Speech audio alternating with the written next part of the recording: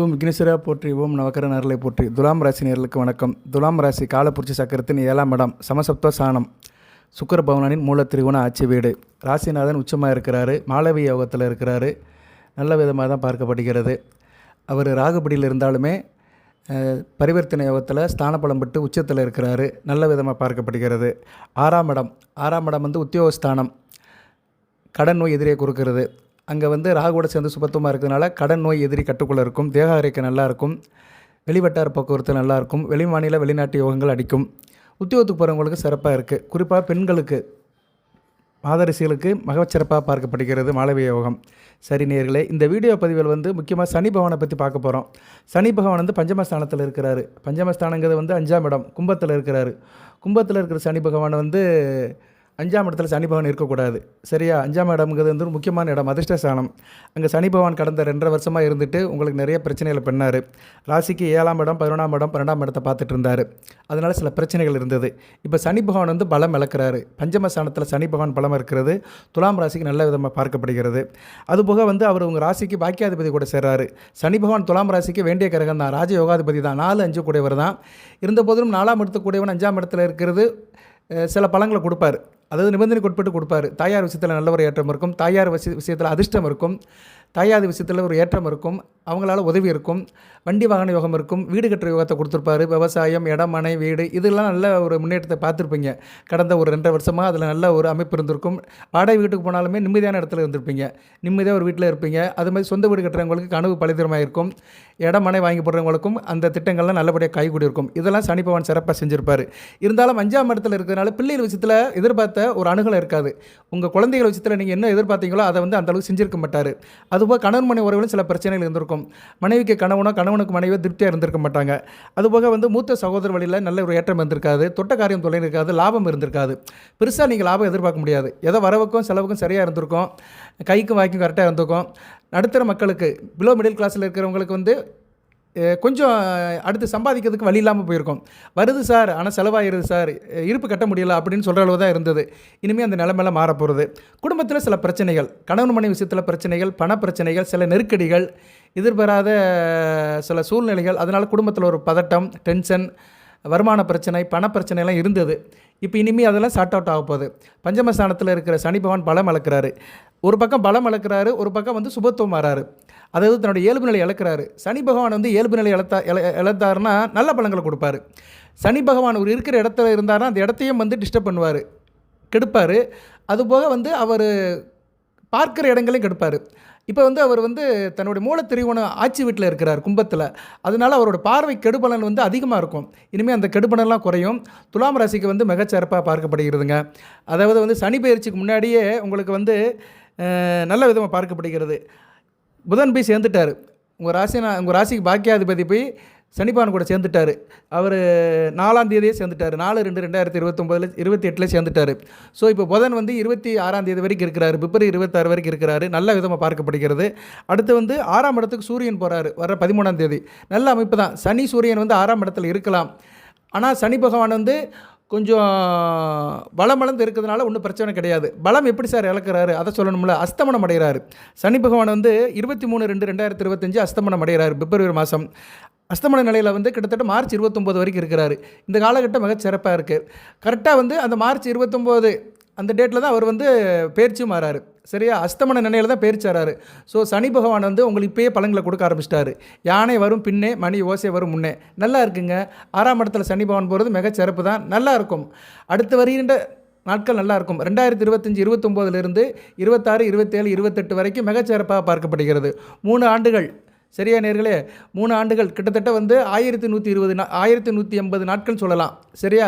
ஒரு வருஷத்துக்கு வந்து 365 நாட்கள் சொல்லுவாங்க. நம்ம 360ன்னு போட்டுக்குருவோம். 360 × 3 போட்டோம்னா கரெக்டாக சொல்லியிருக்காங்க. பார்ப்போம். 6 3 18 8 மிச்சம் 1 3 ஆமாம், 1080 நாட்கள். 1080 நாட்கள் ராஜயோக வாழ்க்கையை பார்க்க போகிறீங்க. 1080 நாட்கள் வந்து உங்களுக்கு நல்லா இருக்கும். நீங்கள் நல்லா இருப்பீங்க. சரியா? நீங்கள் செய்கிற காரியம் நல்லாயிருக்கும். சனி பகவான் கர்மகாரகன், கர்மத்தை நல்லபடியாக செய்வார். காரியம் நல்லாயிருக்கும். நீங்கள் சம்மந்தப்பட்ட விஷயத்தில் நல்ல ஒரு முன்னேற்றம் இருக்கும். தொழில் சிறப்பாக இருக்கும். வியாபாரம் மிக அருமையாக பார்க்கப்படுகிறது. அதுபோக வந்து சனி பகவான் 6ஆம் இடத்துக்கு போகிறதுனால கடன் கட்டுக்குள்ளே இருக்கும். தேக ஆரோக்கியம் நல்லா இருக்கும். எதிரிலால் எந்த பிரச்சனையும் இருக்காது. இப்படி சில நல்ல அரிய பலன்கள்லாம் சனி பகவான் செய்வார். ஓகே நேர்களே, இப்போ பலன்கள் எப்படி இருக்குன்னு பார்ப்போம். அதுக்கு முன்னாடி ஒரு முக்கியமான ஒரு தகவலை இந்த நேரம் இப்போ நான் ஷேர் பண்ணுறேன். தயவுசெய்து கேளுங்க. நம்ம சேனலை சப்ஸ்கிரைப் சப்ஸ்கிரைப் பண்ணுங்கள், பெல் பட்டன் ஆன் பண்ணுங்கள், நோட்டிஃபிகேஷன் வர எல்லா வீடியோவும் பாருங்கள். ரிட்டன் வியூவர்ஸ், பழைய வியூவர்ஸ் வந்து ஈஸியாக பார்த்துடுவீங்க. புதுசாக பார்க்குறவங்களுக்கு வாழ்த்துக்களை சொல்லி வைக்கிறேன். உங்களை சிரம் தாண்டி வள வைக்கிறேன். நம்ம சேனலை புதுசாக பார்க்குறவங்களுக்கு கோடான கோடி நன்றி. ஏற்கனவே பார்த்துட்டு இருக்கிறவங்களுக்கும் கோடான கோடி நன்றி. சாதக பாதங்களை துலாம் ராசிக்கு அடுத்தடுத்து போட்டுக்கிட்டு தான் இருக்கிறோம். நல்லது மட்டும் சொல்ல மாட்டேன், கெடுதல் இருந்தாலும் நான் சொல்லுவேன் நான். சரியா? சாதக பாதங்களை சரிவிகிதமாக சொல்லுவோம். இப்போ வந்து உங்களுக்கு வந்து அடுத்து வந்து தைப்பூசம் வருகிற 11ஆம் தேதி. இன்னும் 2 நாட்கள் தான் இருக்குது. 11/2/2025 தை 29 செவ்வாய்க்கிழமை வருது. தைப்பூசம் வந்து உங்கள் ராசிக்கு 10ஆம் இடத்துல நடக்குது, கர்மஸ்தானத்தில் நடக்குது. நல்ல விதமாக பார்க்கப்படுகிறது. கர்மஸ்தானாதிபதி கர்மஸ்தானத்தில் இருப்பார் சந்திரன். அது நல்ல விதமாக இருக்குது. ஸோ சந்திரன் வந்து 10ஆம் இடத்துல இருந்து 4ஆம் இடம் சம்மந்தப்படுறாரு. 4 10ஆம் இடங்கள் வலுப்பெறுது. தைப்பூசத்துக்கும் துலாம் ராசிக்கும் ஒரு சம்பந்தம் இருக்கிறது. சரியா நேயர்களே? தைப்பூசம் முருகப்பெருமானுக்கு வேண்டிய நாள். முருகப்பெருமான் பார்வதி தேவியிடம் சக்தி வேல் வாங்கிய நாள், சூரபத்மன் அழிக்கிறதுக்கு வேல் வாங்கிய நாள் வந்து தைப்பூச நாளாக அனுஷ்டிக்கப்படுகிறது. அதுபோக வடலூரில் வந்து ஜோதி தெரிகிறது. வடலூரில் வந்து அந்த அருப்பெருஞ்சோதி தெரிகிறது. ராமலிங்க சுவாமிகளுடைய கருணை உள்ள நாள். சரி, அவர் வந்து மறைந்த நாள்னு சொல்கிறாங்க. அவர் ஜீவ ஜோதியாக இருக்கிறாரு. ஏன்னா நான் இதை பற்றி பேசும்போது ஒரு நேயர் வந்து போட்டிருந்தார், நீங்கள் வந்து தைப்பூசத்தின் பெருமைகள்லாம் சொல்கிறீங்க, ஆனால் வள்ளலார் சாமி பற்றி சொல்லலேன்னு சொன்னார். அதனால் அதையும் நான் ஞாபகப்படுத்துகிறேன். ஏன்னா அவர் வந்து நம்ம வாழ்க்கையில் இந்த நம்ம நிஜ வாழ்க்கையில் வந்து தெய்வமாக வாழ்ந்துட்டு போனவர், ஜீவகாருண்யத்தை கொண்டு வந்தவர். வாடிய பயிரை கண்டதெல்லாம் வாடினேன் அப்படின்னு சொன்னார். ஸோ மனித நேயத்தை வளர்த்தவர் வந்து வள்ளலார் சுவாமிகள். அவரை பற்றி ஒரு வார்த்தைகள் சொல்கிறதுக்கு கடமைப்பட்டிருக்கிறேன். சில வீடியோவில் சொல்கிறேன், சில வீடியோவில் மறந்து போயிடுது. ஏன்னா நம்ம வந்து ஒரு ஃப்ளோவில் பேசுகிறோம், சில நோட்ஸ் எடுத்து தான் பேசுவேன். இருந்தாலும் எல்லா நேரத்தையும் எல்லாத்தையும் ஞாபகப்படுத்த முடியாது. பட் இறைவனோட சித்தம் துலாம் ராசிக்கு அதை நான் தெரியப்படுத்துகிறேன். எல்லாம் உங்களுக்கு தெரிஞ்சது தான். இருந்தாலும் துலாம் ராசியோட மகிமைகளை சொல்கிறேன். நீங்கள் நினைப்பீங்க, என்னடா பலன் சொல்கிறதுக்கு பதில் இவர் வந்து ஆன்மீக தகவலை சொல்கிறாருங்கிறாங்க. ஆன்மீகமும் ஜோதிடம் ஒன்று தாங்க. சரியா நேர்களே? எந்த ஒரு விஷயமே வந்து ஆன்மீக ரீதியாக நம்ம தொடர்பு கொண்டோம்னா அதில் வந்து நல்லது நடக்கும், ஆத்ம திருப்தி கிடைக்கும். நீங்கள் வந்து தினமும் சாமி கும்பிட்டீங்கன்னு வச்சுக்கோங்களேன், காலையில் வீட்டில் பூஜை அறையில் மனம் நல்லாயிருக்கும். எவ்வளோ பிரச்சனை வந்தாலும் தாங்கிக்கிறவங்க, பக்குவமாக இருப்பீங்க, பதட்டப்பட மாட்டீங்க, டென்ஷன் ஆக மாட்டீங்க. பதட்டப்படாமல் இருந்தாலே பாதி வெற்றி. சரியா நேர்களே? அதனால் ஆன்மீகம் சார்ந்த விஷயங்கள் எதுவுமே வந்து ஒரு மனிதனுக்கு வந்து ஒரு நெறியை கொடுக்கும், ஒழுக்கத்தை கொடுக்கும், அதில் ஒரு வெற்றியை கொடுக்கும். ஒழுக்கமும் நெறி இருந்துட்டாலே ஆட்டோமேட்டிக்காக வெற்றி நம்ம வசப்படும். சரி நேயர்களே, இப்போ வந்து தைப்பூச திருநாளுக்கும் துலாம் ராசிக்கு என்னையா சம்பந்தம் அப்படின்னு கேட்டோம்னா, முருகப்பெருமானுடைய அம்சம் முக்கிய நாள். அதுபோக பூச நட்சத்திரம் சனி பகவானுடைய நட்சத்திரம். பூசம் வந்து துலாம் ராசிக்கு வந்து ராஜயோகாதிபதி சனி பகவானுடைய நட்சத்திரம். இப்போதைக்கு வந்து சனி பகவான் வந்து நல்ல நிலைமையில் தான் இருக்கிறாரு. சரியா நேரில் அது நல்ல விதமாக பார்க்கப்படுகிறது. பூரட்டாதி நட்சத்திரம் வாங்கியிருக்கிறாரு, குருவின் நட்சத்திரம் வாங்கியிருக்கிறாரு. குரு வந்து உங்கள் ராசிக்கு 8ஆம் இடத்துல இருந்தாலுமே அவர் வந்து உங்கள் ராசிக்கு 9ஆம் இடத்துக்கு நோக்கி பயணம் காய்ச்சிட்டாரு. குருவுடைய வரவு அடுத்த விதம் நல்ல விதமாக பார்க்கப்படுகிறது. குரு பகவான் உச்சமடைகிற நட்சத்திரமும் வந்து பூச நட்சத்திரம் தான். ஸோ இந்த குரு சனி ரெண்டுமே ஒரு ஆன்மீக கிரகங்கள் தான். சனி பகவானும் ஒரு ஆன்மீக கிரகம் தான். குரு வந்து ஒரு ஞானகாரகன், ஞான குரு. சரியா? அப்பேற்பட்ட 2 நல்ல கிரகங்கள் வந்து சம்பந்தப்பட்ட நட்சத்திரம் வந்து பூச நட்சத்திரம். சனி பகவானுடைய சொந்த நட்சத்திரம், குருவனுடைய உச்ச நட்சத்திரம். இந்த நட்சத்திரம் வந்து துலாம் ராசிக்கு வந்து 10ஆம் இடத்துல வருது. நல்ல விதமாக பார்க்கப்படுகிறது. கர்மஸ்தானத்தில் வருது. கர்மம் தாங்க முக்கியம் ஒரு மனிதனுக்கு. 10ஆம் இடங்கிறது வந்து கர்மம், செய்கின்ற செயல், வினை, பூஜை புனஸ்காரம் எல்லாமே கர்மம் தான். நம்ம இந்த பிறவியை எதுக்கு எடுத்துக்கிறோம்? கர்மத்தை கழிக்கத்தானே எடுத்துக்கிறோம். பிறவியின் நோக்கம் என்ன? அது சொல்லுவாங்க. பிறவினா என்ன சார் அப்படின்னு கொஸ்டின் போட்டோம்னா, பிறவினா என்னென்னா கர்மாவை கழிக்கிறது தான் பிறவி. சரியா? நம்ம போன பிறவியில் என்ன கர்மா செஞ்சோமோ அதை இந்த பிறவியில் கழிக்கிறோம். நல்ல கர்மா பண்ணியிருந்தோமா நல்ல இடத்துல இருப்போம், ராஜபோகமாக இருப்போம், நல்லபடியாக செய்வோம். கெட்டது செஞ்சுருந்தோம்னா கஷ்டப்படுவோம். சரியா? இன்றைக்கி ஒரு பிறவியில் ஒருத்தங்க கஷ்டப்படுறாங்க அப்படின்னா போன பிறவியில் அவங்க கெடுதல் நிறைய செஞ்சுருப்பாங்க. அதுக்கு தான் சொல்லுவாங்க, வாழும் நாட்களை நல்லது செஞ்சுட்டு போப்பா, அடுத்த பிறவினாச்சும் உனக்கு நல்லா இருக்கும் அப்படின்னு ஒரு வார்த்தை இருக்குது. ரைட்டு. இப்போ தைப்பூச திருநாள் வந்து நல்ல விதமாக பார்க்கப்படுகிறது. தைப்பூசம் வந்து அறுபடை வீடிலும் நடக்கிறது.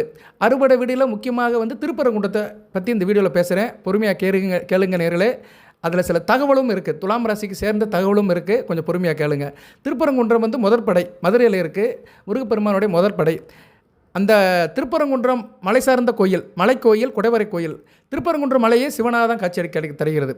திருப்பரங்குன்றம் மலையை பார்த்தாலே லிங்கமாக தான் தெரியும். அந்த மலை வந்து சிவபெருமானே அங்கே வந்து வாழ்கிறாரு.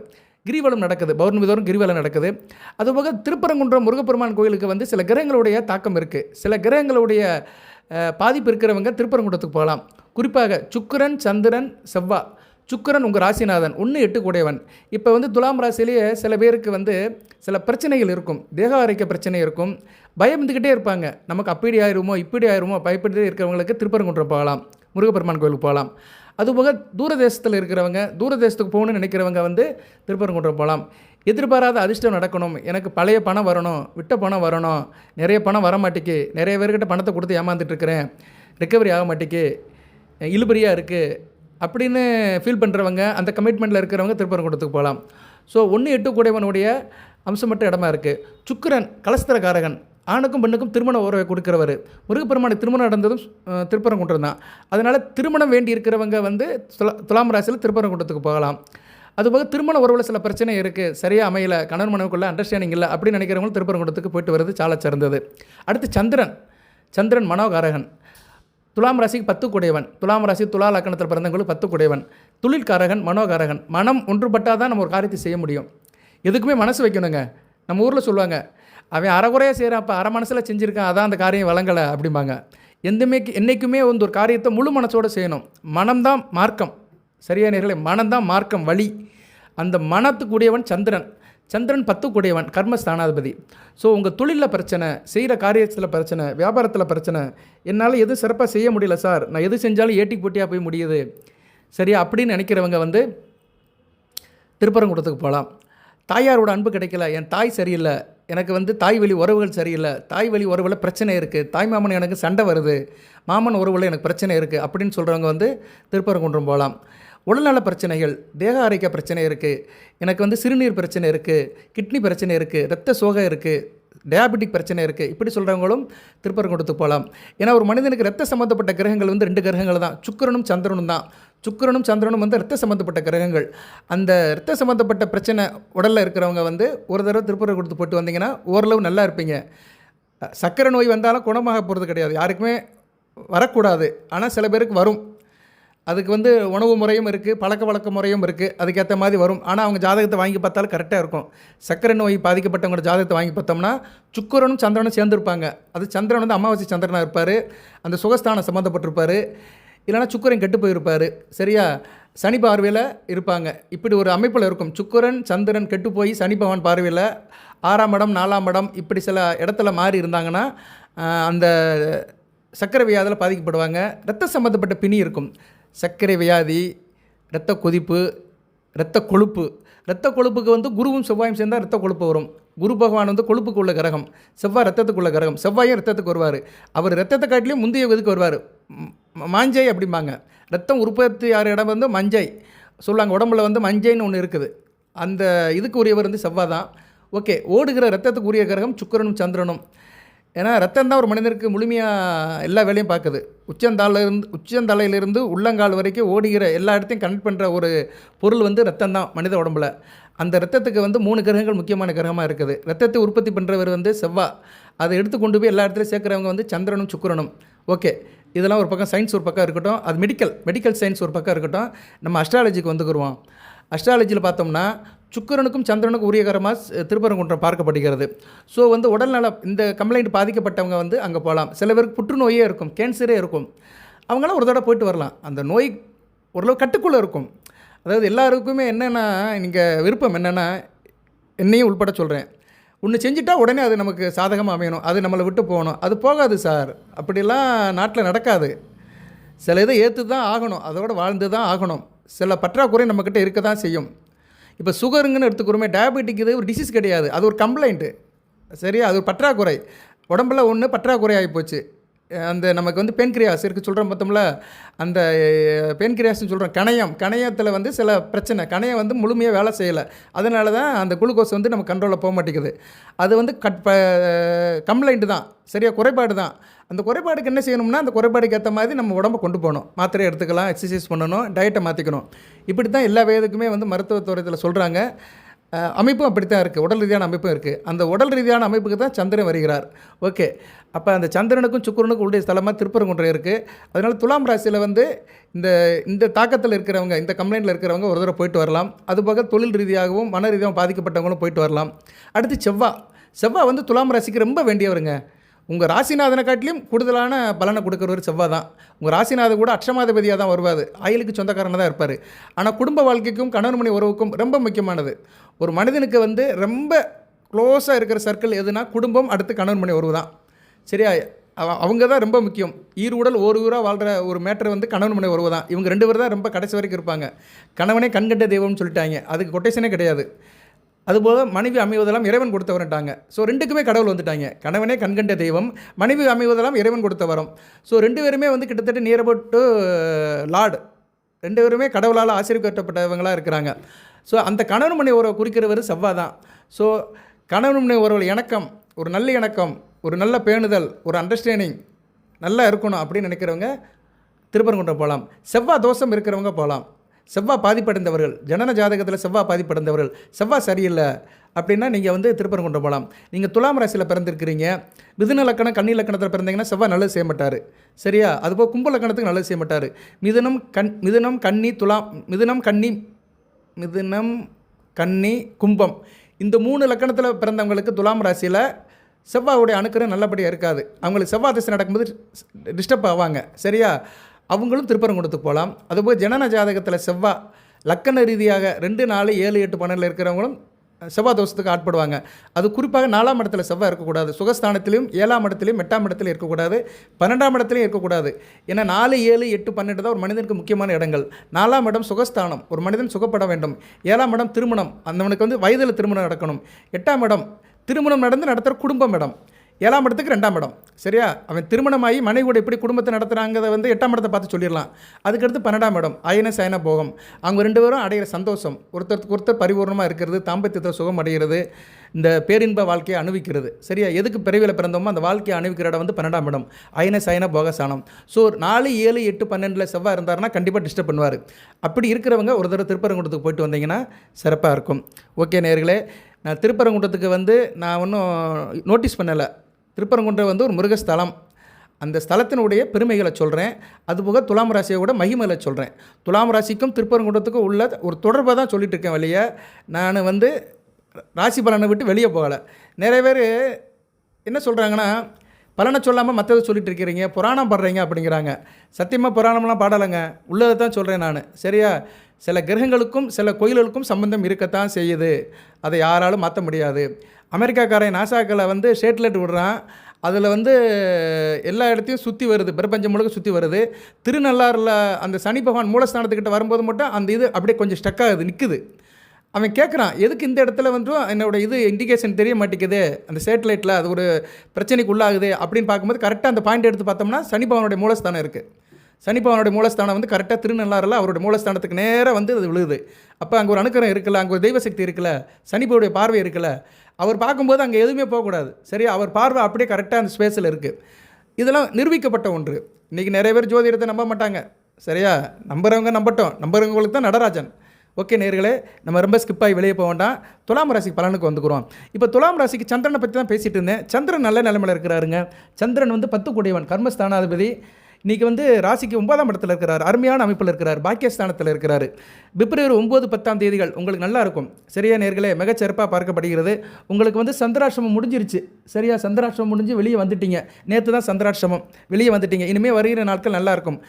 பிப்ரவரி 9லிருந்து பிப்ரவரி 22 ஒரு 14 நாட்கள் மிக அற்புதமான நாட்களாக, யோகமான நாட்களாக பார்க்கப்படுகிறது. அதுபோக சனி பகவானும் வந்து பஞ்சமஸ்தானத்தில் பலம் இழக்கிறது வந்து கூடுதல் சிறப்பு தான்.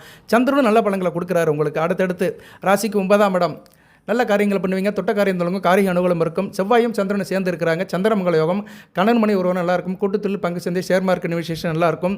போலீஸ் டிபார்ட்மெண்ட்டில் வேலை பார்க்குறவங்க, அடுத்து யூனிஃபார்ம் சர்வீஸில் இருக்கிறவங்க, இவங்களுக்கு நல்லாயிருக்கும். ஹோட்டலில் வச்சுருக்கிறவங்க, சிற்றுண்டி சாலை வச்சுருக்கிறவங்களுக்கு மிகச்சிறப்பாக பார்க்கப்படுகிறது.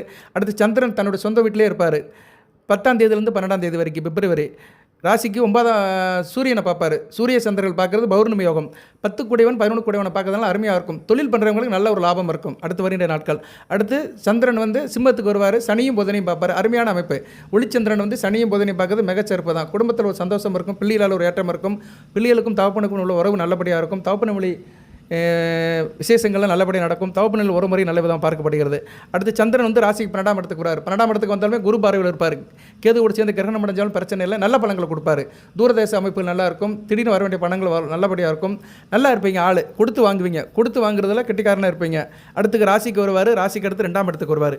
ஸோ சந்திரனுடைய போக்கு நல்லா இருக்குது. இதில் வந்து கூடுதலாக வந்து உங்கள் ராசிக்கு பாக்கியாதிபதி புதன் வந்து சனி பகவானோட சேர்ந்து இருக்குது தசாங்க யோகம். அந்த தசாங்க யோகம் வந்து உங்களுக்கு பரிபூர்ணமாக இருக்குது பிப்ரவரி 26ஆம் தேதி வரைக்கும். அந்த தசாங்க யோகத்தால் என்ன சார் கிடைக்கும் துலாம் ராசிக்கு அப்படின்னா, துலாம் ராசி நேயர்களுக்கு வந்து நிதி சார்ந்த விஷயங்கள் நல்லாயிருக்கும். ஃபினான்ஷியல் பொசிஷன்கள் நல்லாயிருக்கும். விவசாயம் நல்லாயிருக்கும். குறிப்பாக புன்சை பயிர் போட்டுக்கிறவங்க, இந்த பருப்பு நவதானியம் சேலம் கேப்பை இதெல்லாம் போடுறாங்கல்ல, புன்சை பயிர் போட்டவங்களுக்கு இந்த காலகட்டம் நல்லாயிருக்கும். எதிர்பார வேலை மாற்றம் இருக்கும். புதன் வந்து ஒரு கணக்கு சம்மந்தப்பட்ட கிரகம். சரியா, அவர் வந்து ராசிக்கு வந்து 11ஆம் இடத்தை பார்க்குறாரு. வேலை விஷயங்களில் வந்து நல்ல ஒரு ஏற்றம் இருக்கும். சரியா நேரில் உத்தியோகஸ்தர்களுக்கு நல்லாயிருக்கும். சனி பகவான் உத்தியோக கிரகம் தான். அதனால் கணக்கு சம்மந்தப்பட்ட உத்தியோகம், டேபிள் சம்மந்தப்பட்ட ஒர்க்கு, சிஸ்டர் ரிலேட்டடான ஒர்க்கு, இப்படி நிறையா சொல்லிட்டு போகலாம். புதன் வந்து நிறைய இதுக்கு வருவார், அடிக்கிட்டே போகலாம். சரியா நேரில் அது சம்மந்தப்பட்ட உத்தியோக மன்றங்கள் நல்லாயிருக்கும். இயலிசை, நாடகம், ஆடல், பாடல், கலை, இப்படி சொல்லிட்டே போகலாம். இதிலெல்லாம் ஒரு முன்னேற்றம் இருக்கும். புதிய வாய்ப்புகள் இருக்கும். வியாபாரம், தொழிலை பற்றி ஏற்கனவே சொல்லிட்டேன். புதிய ஒப்பந்தங்கள் கையெழுத்தாகும். பிஸ்னஸில் இருக்கிறவங்களுக்கு புதிய கான்ட்ராக்ட் வந்து சைன் ஆகும். வாடிக்கையாளர்கள் நல்லபடியாக இருப்பாங்க. நிறைய நிதி ஆதாயம் இருக்கும். சிறப்பாக இருக்குது. சிறப்பாக இருக்குது நேர்களே. முதலீடு நல்லாயிருக்கும். எதுலனாச்சும் இன்வெஸ்ட்மெண்ட் பண்ணலாம். இன்வெஸ்ட்மெண்ட் பண்ணுறதுக்கு முன்னாடி ஆலோசனை வாங்கிக்கோங்க. சின்ன இன்வெஸ்ட்மெண்ட்னால் நீங்கள் ருட்டீனாக செய்யலாம்.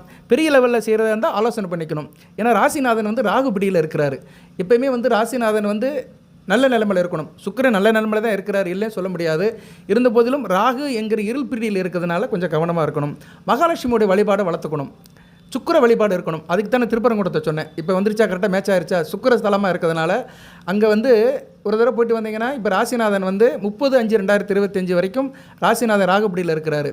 அதனால் நீங்கள் வந்து சுக்கிர வழிபாட்டுக்காக திருப்பரங்குன்றம் போயிட்டு வரலாம். அங்கெல்லாம் போக முடியல சார் அப்படின்னு சொல்கிறவங்க வந்து பக்கத்தில் இருக்கிற பெருமாள் கோயிலுக்கு போங்க. திருப்பரங்குன்றத்துக்கு தைப்பூசம் தான் போகணும் கிடையாது, பங்குனி உத்திரத்தன்னைக்கும் போகலாம். அன்றைக்கி வந்து முருகப்பெருமானுக்கு திருமண நாள், திருமணம் நடந்த நாள், திருமணம் நடக்கும். பங்குனி உத்திரத்தன்னைக்கு அங்கே வந்து அந்த வைபவம் நடக்கும், திருக்கல்யாணம் நடக்கும். அன்றைக்கும் நீங்கள் போயிட்டு வரலாம். அடுத்து மாசி மகம் இருக்குது, சித்ரா பௌர்ணமி இருக்குது. பௌர்ணமி தோறும் கூட போகலாம். பௌர்ணமி தோறும் அங்கே கிரிவலம் சுற்றுற பழக்கம் இருக்குது. ஆயிரக்கணக்கான மக்கள் அதில் கலந்துக்கிறாங்க. நம்மளும் போவோம், நல்ல விதமாக இருப்போம். ஓகே நேயர்களே, அடுத்து வேறு என்ன சார் பலன்கள் இருக்குது அப்படின்னு பார்த்தோம்னா, சனி பகவான் வந்து ஓரளவு சுபத்துவம் வராருங்க. சனி பகவான் சுபத்துவம் வர்றதுனால அதிர்ஷ்டம் கை கொடுக்கும். அதிர்ஷ்டம் வந்து கை கொடுக்குது. 2ஆம் இடம் இப்போ சுத்தமாக இருக்குது. ஏன்னா 2ஆம் இடத்துக்கு வந்து வக்கர நிவர்த்தியான குரு பகவான் வந்து 2ஆம் இடத்தை பார்க்குறாரு. குரு வக்கர நிவர்த்திக்கு நான் வீடியோ போடலை. ஏன்னா எத்தனை விஷயத்தான் பேசணும்னு நமக்கு வேலை நிறைய இருக்குது. நிறைய சப்ஜெக்ட் எடுத்து பேசலாம்னு நினைக்கிறேன். தனிப்பட்ட வேலைகளும் இருக்குது. ஜாதகங்கள் நிறையா வருது, அதையும் பார்க்க வேண்டியதாக இருக்குது. கோயில் வேலைகளும் நிறையா இருக்குது. ரைட்டு இருக்கட்டும். இப்போ வந்து குரு பார்வை நல்லா இருக்குது. 2ஆம் இடம் சுபத்துவமாக இருக்குது. 5ஆம் இடம் நல்ல நிலைமைக்கு வந்துருச்சு. 9ஆம் இடம் 9 கூடவன் 5ஆம் இடத்துல இருக்கிறாரு. 11ஆம் இடத்துக்கும் வந்து நல்ல நிலைமையில் இருக்குது. சரியா, கெடுபார்வை குறைஞ்சி போச்சு. ஸோ 2, 5, 9, 11 மகாதன யோகம். இப்போ இப்படி பார்த்தோம்னா நிறைய யோகங்கள் இருக்குங்க துலாம் ராசிக்கு. இப்போ மகாதன யோகம், தசாங்க யோகம், சந்திரனுடைய கஜகேசரி யோகம், சந்திரமங்கல யோகம், தைப்பூசத்தை முன்னிட்டு வருகின்ற பௌர்ணமி யோகம், சந்திராதி யோகம், இப்படி ஒரு 5-6 யோகங்கள் வந்து துலாம் ராசியை மையப்படுத்தி இருக்கின்றன. சரியா நேர்களே, 6, 9, 10, 11 இந்த இடத்தை சம்மந்தப்படுத்திட்டு இருக்குது. அது வந்து நல்ல விதமாக பார்க்கப்படுகிறது. அதுபோல் சந்திரன் ராசிக்கு 10ஆம் இடத்துல இருந்து அவர் வந்து ராசிக்கு 3ஆம் இடம், 4ஆம் இடம், 5ஆம் இடத்தை சம்மந்தப்படுத்துவார். அந்த சந்திரா யோகத்தில் வரும்போது அந்த நாட்களில் மிகச்சிறப்பாக இருக்கும்.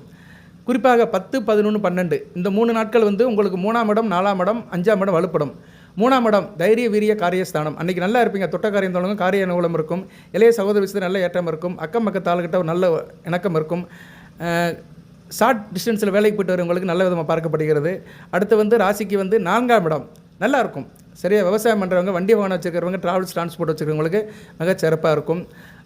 வீடு கட்டி விற்கிறவங்க, புரோக்கர் வேலையில் இருக்கிறவங்க, building contractor, building promoters, real estate வச்சுருக்கவங்களுக்கு மிகச்சிறப்பாக இருக்கும். அடுத்து 5ஆம் இடம் அதிர்ஷ்டஸ்தானம். ஸோ மகாதன யோகம் வந்து பரிபூர்ணமாக வேலை செய்யுதுங்க. இது ஒரு கோடீஸ்வர யோகம்.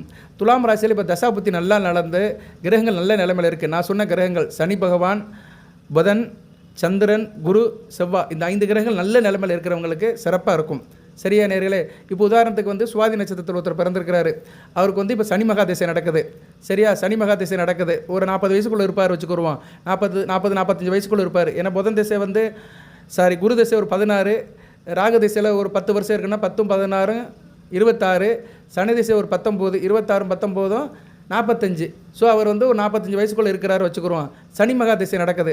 சனி மகா திசை நடக்கிறவங்களுக்கு இப்போ நல்லாயிருக்கும். குறிப்பாக சனி திசையில் புதன் புத்தி, சனி திசையில் சந்திர புத்தி, சனி திசையில் குரு புத்தி, சனி திசையில் சுக்கிர புத்தி, இதெல்லாம் வந்து இப்போ மிகச்சிறப்பாக இருக்கும். ஏன்னா சுக்கிரனும் பரிவர்த்தனை யோகத்தில் இருக்கிறாரு. ஸோ இப்படி தான் பலன்கள் போகும். சரியா நேர்களே? அதுபோக வந்து சனி பகவானுக்கு முந்தின திசை குரு திசை. குருவும் நல்ல நிலைமையில் தான் இருக்கிறாரு. சந்திர சாரம் வாங்கியிருக்கிறாரு. ராசிக்கு 10 குடைவன் சாரம் வளர்பிறை சாரத்தில் இருக்கிறனால குரு திசை சந்திர புத்தி நடக்கிறவங்களுக்கு நல்லாயிருக்கும். குரு திசையும் நடக்கும். கொஞ்சம் வயசில் இருக்கிறவங்க நடக்கும். அவங்களுக்கு நல்ல விதமாக பார்க்கப்படுகிறது. புதன் திசையும் மத்தியம பலனை கொடுக்கும். புதனும் வந்து ஆட்சி பெற்ற சனி பகவான் வீட்டில் தான் இருக்கிறாரு. அதுபோக வந்து அடுத்த ராசிக்கு 6ஆம் இடத்துக்கு போகிறாரு, நீசபங்கம் அடைகிறாரு. அடுத்த ராசிக்கு 7ஆம் இடத்துக்கு வராரு, ராசியை பார்ப்பார், பரிவர்த்தனை யோகத்துக்கு போவார். ஏன்னா செவ்வாய் வீட்டில் புதன் வீட்டில் செவ்வாய் பரிவர்த்தனை யோகம். அடுத்த ராசிக்கு 8ஆம் இடத்துக்கு போவார், குரு கூட சேருவார், சூப்பர். அதுக்கடுத்து ராசிக்கு 9ஆம் இடத்துக்கு போவார், தான் வீட்டிலே இருப்பார். அதுக்கடுத்து ராசிக்கு 10ஆம் இடத்துல வருவார், ராசிக்கு 4ஆம் இடத்தை பார்ப்பார். அருமையான அமைப்புங்க. புதனுடைய நிலைப்பாடு அடுத்தடுத்து துலாம் ராசிக்கு சிறப்பாக இருக்குது. அடுத்து வருகின்ற ஒரு 7 மாத காலத்துக்கு மிகச் சிறப்பாக இருக்கிறதுனால புதன் திசை நடக்கிறவங்களுக்கும் அட் பெருசு நல்லாயிருக்கும். சரியா? ஆனால் ஜனன ஜாதகத்தில் புதன் கெட்டு போயிருக்கக்கூடாது. நல்ல நிலைமையில் இருக்கணும். ஒரு கிரகம் நமக்கு நல்ல நிலைமையில் நல்ல பலன்களை கொடுக்கணுமா, அந்த கிரகம் நல்ல நிலைமையில் இருக்கணும். சரியா? உங்கள் ஜனன ஜாதகத்தில் அந்த கிரகம் எந்த இடத்துல இருக்கோ அந்த இடத்துல தொடும்போது நல்ல பலன்களை கொடுக்கும். புதன் வந்து 24 நாளுக்கு ஒரு தடவை மாறுவார். ஸோ சில பேருக்கு வந்து ஒரு குறிப்பிட்ட நாள் நல்லாயிருக்கும். சரியா? ஒரு குறிப்பிட்ட மாதம் நல்லாயிருக்கும். வருஷத்தில் 12 மாதம் இருக்குது. 12 மாதத்தில் நீங்கள் கனெக்ட் பண்ணி பாருங்கள், ஒரு டைரியில் நோட் பண்ணி பாருங்கள். சில குறிப்பிட்ட மாதங்கள்லாம் நமக்கு வந்து யோகமாக இருக்கும்.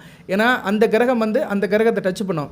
புதன், சுக்கிரன், சூரியன், இந்த 3 கிரகங்களுமே வந்து வருஷத்துக்கு ஒரு தடவை எல்லா ராசிக்கும் வந்துடுவாங்க.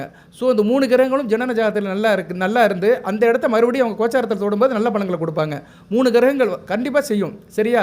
அப்படி பார்க்கும்போது வருஷத்தில் ஒரு 3 மாதம் நமக்கு நல்லாயிருக்கும். அடுத்து சந்திரன் 2.25 நாளுக்கு ஒரு ஸ்கிப் ஆகிட்டே இருப்பார். சந்திரன் நல்ல நிலைமையில் நம்ம ராசியில் இருந்தார்னா அந்த நாள் நல்லபடியாக இருக்கும். சரியா? இப்போ சந்திரன் வந்து உங்களுக்கு வந்து ராசியில் தான் இருப்பார். ராசியில் நல்ல நிலைமையில் இருந்தார்னா அவர் அந்த ராசியில் வரும்போது நல்ல பலன்களை கொடுப்பாரு. சரியா? 7ஆம் இடத்து பலன்களையும் கொடுப்பார், 7ஆம் இடத்தையும் பார்ப்பார். ஸோ அந்த ஆதிபத்திய விஷயங்கள் நல்லபடியாக செய்வார். இவ்வளோ தாங்க ஜோதிடம். ஜோதிடம்ங்கிறது வந்து ஒரு மாய மந்திரம்லாம் கிடையாது. கணக்கு தான். கணக்கு, சயின்ஸ் ரெண்டையும் சேர்த்து பலன் சொல்கிறது தான். அதுபோல் கிரகங்களுடைய ஒளியமைப்பு. ஜோதி இருக்கும் இடம் ஜோதிடம். ஜோதிடம்னா என்ன? நட்சத்திரங்களின் தொகுப்பு. 27 நட்சத்திரங்களின் தொகுப்பு. நட்சத்திரங்கள்லாம் எப்போயுமே மின்னிங்கிட்டு தான் இருக்கும். எப்போயுமே ஒளியை கொடுத்துட்டு தான் இருக்கும். பகலில் தெரியாது நமக்கு. சூரிய ஒளியினால் அதோட ஒளி மறைக்கப்பட்டிருக்கும். நைட்டில் தெரியுது. சரியா? நைட்டில் வந்து தெரியுது. ஆயிரக்கணக்கான நட்சத்திரம் இருக்குது. அந்த மண்டலம் தான் வந்து ஒவ்வொரு ராசி. அதில் முக்கியமான நட்சத்திரங்கள் 27 நட்சத்திரங்கள். அதில் வந்து சித்திரை, சுவாதி, விஷாகம், இது வந்து 3 மடங்கிய மண்டலம் வந்து துலா மண்டலம். எதுக்கு சொல்ல வரேன்னா, ஜோதிடம் அப்படிங்கிறது வந்து ஒரு ஒளி இருக்கிற இடம் ஜோதிடம், ஜோதி இருக்கும் இடம் ஜோதிடம். ஜோதினா ஒளி. அதுபோக வந்து கணக்கு, சயின்ஸ். அந்த காலத்தில் சித்தர்கள் ஞானிகள்லாம் உட்காந்த இடத்துலேருந்து கணக்கு போட்டிருக்கிறாங்க. மனக்கணக்கில் எல்லாத்தையும் பார்த்துருக்குறாங்க. அடுத்து அறிவியல் சம்மந்தப்பட்டது. இந்த பிரபஞ்சமே அறிவுபூர்வமாக தான் இருக்குது. அதுக்கடுத்து ஆன்மீகம். ஆன்மீகத்தை ஏன் கொண்டு வரோம்னா, இந்த பிரபஞ்சம் வந்து ஆன்மீகத்தால் வகுப்பட்டிருக்குது. இறைவனால் படைக்கப்பட்ட பூமி. அது நம்ம பாரத திருநாடு, இறையாண்மையில் உள்ள நாடு. சரியா நேர்களே? இறையாண்மையில் உள்ள நாடாக இருக்கிறதுனால தான் இங்கே ஆன்மீகம் வகுக்கப்பட்டிருக்குது. ஆன்மீகத்துக்கும் கிரகத்துக்கும் சத்தியமாக சம்மந்தம் இருக்கத்தான் செய்து, இல்லைன்னு சொல்ல முடியாது. அந்த தொடர்பை வந்து உணரணும். கடவுளை வந்து உணரத்தான் முடியும், நேரில் பார்க்க முடியாது. கடவுள் யார் கண்ணுக்கும் காட்சி கொடுக்க மாட்டார். நல்லவங்களை அனுப்பிவிடுவார். ஒருத்தனுக்கு நல்ல காரியம் நடக்க போகுதுன்னா நல்லவங்களை சந்திப்பாங்க, நல்ல வார்த்தையை கேட்பாங்க, நல்லதை பார்ப்பாங்க. இந்த 3 நடந்துட்டாலே அவங்க நல்வழி பட போகிறாங்கன்னு அர்த்தம். சரியா நேர்களே? அதில் தான் ஔவையா பாட்டி சொல்லியிருக்கா, கனவிலும் கற்றோரை கண்டேன் அப்படின்னு சொல்லியிருக்கா. நம்ம கனவு கண்டாலும் வந்து அதில் நல்லவங்களை பார்க்கணும், படித்தவங்களை பார்த்தோம்னா நம்ம வாழ்க்கை நல்லபடியாக இருக்கும். நன்றி நேர்களே. இப்போ இந்த பஞ்சமாதிபதி சனி பகவான் வந்து பழமளந்து இருக்கிறதுனால பல கோடி பலன்களை கொடுக்குறாரு. நல்ல பலன்களை கொடுக்குறாரு. வேலை வெட்டியை கொடுக்குறாரு, தொழிலை கொடுக்குறாரு, ஆரோக்கியத்தை கொடுக்குறாரு, நல்ல ஒரு ஏற்றத்தை கொடுக்குறாரு. நல்ல விதமாக பார்க்கப்படுகிறது. ராசிக்கு 7, 11, 12ஆம் இடங்கள் வலுப்படுறது. வருமான ஸ்தானமும் லாபஸ்தானமும் கலஸ்தர ஸ்தானம் வலுப்படுறதுனால குடும்பம் நல்லா இருக்குது, இணக்கம் நல்லா இருக்குது, சூழ்நிலை நல்லா இருக்குது, மிகச்சிறப்பாக இருக்குது. அடுத்தடுத்து வீடியோ போடுறேன், தொடர்ந்து பாருங்கள். எல்லாம் வல்ல இறைவன் துலாம் ராசி நேயர்களுக்கு சில சௌபாகியத்தையும் சில ஐஸ்வர்யத்தையும் சில நன்மையிலும் கொடுப்பார். அந்த அகிலாண்ட கோடி பிரம்மாண்ட நாயகன் முருகப்பெருமானுடைய அனுக்கிரகம் கிடைக்கட்டும். 5 முகம் தோன்றில் 6 முகம் தோன்றும், வெஞ்சமலர் அஞ்சியல் என வேல் தோன்றும், நெஞ்சில் ஒரு காலம் நிலைக்கையில் 2 காலம் தோன்றும், முருகா என்று ஓதுவதற்கு முன் அந்த முருகப்பெருமானின் அருளை பற்று, அனைத்து வளங்கள் நலங்களை பற்று, தேக ஆரோக்கியத்துடன் தீர்க்காயலுடன் நீடோடி வாழ்க, நிறைந்த வளம் பெறுக. நன்றி.